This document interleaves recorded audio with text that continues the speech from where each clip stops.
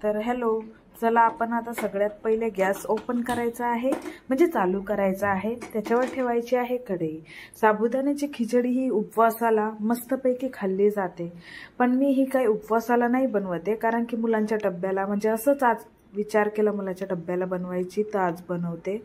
तर मी साबुदाणा हा रात्री भिजू घातला होता 7-8 तासासाठी, कारण की मी रात्रीच भिजू घालते आणि सकाळी उठल्या उठल्या लगेच खिचडी बनवते मी, कारण की थोडी लवकर उठत असते। तर मग काही लोक 4-5 तास म्हणजे 4-3 तास पण ठेवतात। तर साबुदाण्याला मस्त मोकळे असे बाजूला मोडून घ्यायचे, म्हणजे असे हाताने फिरवायचे। कढई ठेवायची गॅसवर आणि कढईमध्ये 1 वाटी शेंगदाणे पाहिजे। शेंगदाणे थोडे जास्तच घ्यायचे आहेत आणि मी थोडे जास्तच घेतलेत, कारण की मला ना एका साईडला ना मला भाजी पण बनवायची होती आणि शेंगदाण्याचं कूट लागत होतं, त्यामुळे मी जरा जास्तच घेतले। तर त्यांना चांगले बारीक गॅसवर असे फिरवून घ्यायचे आहेत, चांगले असे खुशखुशीत झाले पाहिजे, तेव्हा आपल्याला ते म्हणजे असे एक छान बारीक होतात ते वाटल्यावर। तर हे बघा, एकदम स्लो गॅसवर चालू आहे माझं शेंगदाणे भाजणं।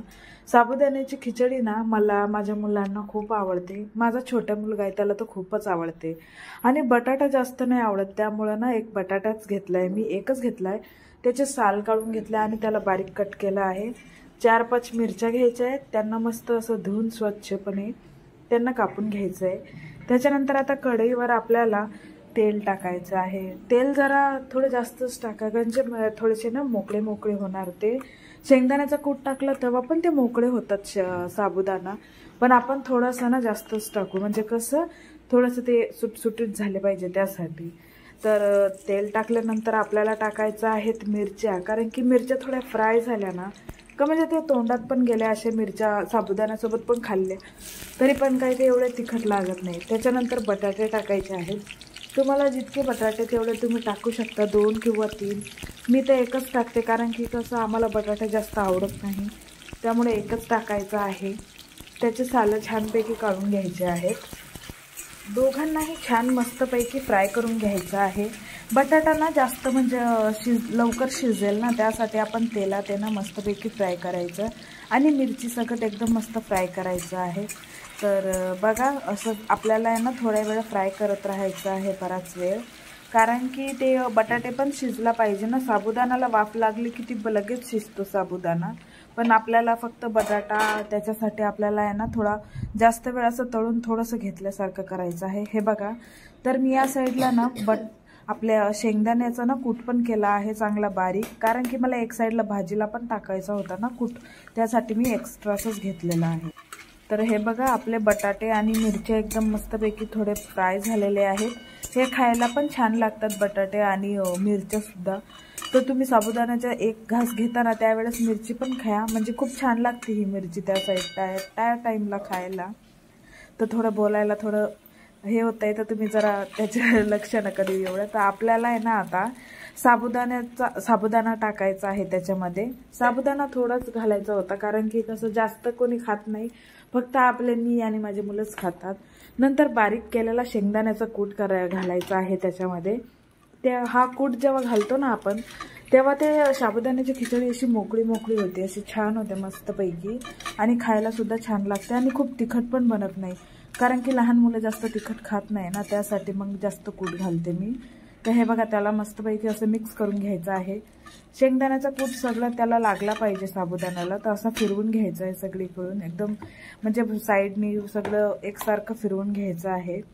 त्याच्यानंतर त्याला मस्तपैकी असं थोडंसं मीठ टाकायचं आहे तुमच्या आवडीनुसार। तुम्हाला मीठ जास्त कमी लागत असेल तर बघा। मी परत सांगते, मी हा साबुदाणा खिचडी याच्यासाठी उपवासासाठी नाही बनवते, मुलांच्या डब्यासाठी। तर हळदीचं थोडाफार तिथं टच जरी झाला तर काही हाय नाही, तुम्ही तर एकदम बिना हळदीवाला चमचा असेल ना त्याने मीठ टाका, म्हणजे एकदम व्यवस्थित तुम्हाला उपवासासाठी एकदम हे होईल ते। त्याच्यानंतर मी मस्त असं एकदम फिरवते छान त्याला, कारण की शेंगदाण्याचा कूट छान लागला पाहिजे, त्याच्यासाठी ना मी चांगली अशी फिरवते सारखी, कारण की ते शेंगदाण्याचा कूट एका साईडला गोळा होतो, तर ते गोळा नाही झाला पाहिजे, त्यासाठी ना मी छान असं फिरवते मस्तपैकी। तर हे बघा, किती छान एकदम सुटसुटीत हा साबुदाण्याची खिचडी बनतीये बघा। तर त्याला आहे ना आपण आता थोड्या वेळ झाकण ठेवून एकदम थोडीशी वाफ निघू देऊ त्याला, म्हणजे फक्त छोटंसं झाकण ठेवायचं आहे त्याच्यावर। 5 ते 10 मिनिटासाठी आपल्याला ते छानपैकी झाकण ठेवायचं आहे। तर बघा मी किती वेळ फिरवते, कारण की आपण पुरा शेंगदाण्याचा कूट ना त्या साबुदाण्याला लागला पाहिजे, तेव्हाच ना तो म्हणजे छान लागतो। नाही तर एका साईडला ते शेंगदाण्याचा गोळा तयार होतो ना, तर मग ते छान नाही लागत खायला। तर हे बघा मी झाकण ठेवलं आहे 10 मिनिटासाठी, हे झाकण तसंच ठेवायचं। तर बघा किती छान फुगले आहेत असे, म्हणजे सुटसुटीत तर आहेच आहे, पण बघा दिसायला पण किती छान दिसतात ते, आणि खायला ते एकच नंबर लागतात।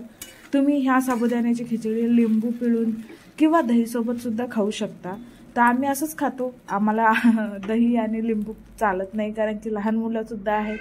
तर हे बघा किती छान झालंय, बघा बरं सुटसुटीत झालंय। आणि चला भेटूया पुढच्या रेसिपीमध्ये, बाय बाय।